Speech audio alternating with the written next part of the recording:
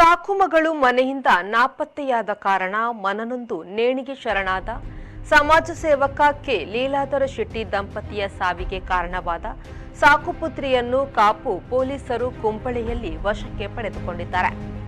ಅಪ್ರಾಪ್ತ ವಯಸ್ಸಿನ ಸಾಕು ಮಗಳು, ಆಕೆಯ ಪ್ರಿಯಕರ ಮತ್ತು ಆತನಿಗೆ ನೆರವಾದ ಇತರ ಮೂವರನ್ನು ಪೊಲೀಸರು ವಶಕ್ಕೆ ಪಡೆದುಕೊಂಡಿದ್ದು ವಿಚಾರಣೆ ಮುಂದುವರೆಸಿದ್ದಾರೆ.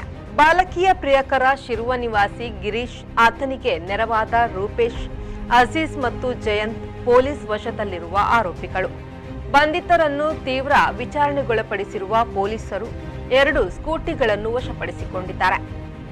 ಉಡುಪಿ ಎಸ್ಪಿ ಡಾಕ್ಟರ್ ಅರುಣ್ ಕುಮಾರ್, ಹೆಚ್ಚುವರಿ ಪೊಲೀಸ್ ಅಧೀಕ್ಷಕ ಸಿದ್ದಲಿಂಗಪ್ಪ, ಡಿವೈಎಸ್ಪಿ ಅರವಿಂದ ಕಲಗುಚ್ಚಿ ಮಾರ್ಗದರ್ಶನದಲ್ಲಿ ವೃತ್ತ ನಿರೀಕ್ಷಕಿ Jayashree Mane, Kapu SI Abdul Khadar, crime SI Purushottam ನೇತೃತ್ವದಲ್ಲಿ ಸಿಬ್ಬಂದಿಗಳು ಕಾರ್ಯಾಚರಣೆ ನಡೆಸಿದರು. ಸುರೇಶ್ ಶರ್ಮಾಳ್, ವಿ4 ನ್ಯೂಸ್, ಪಡುಬಿದ್ರೆ.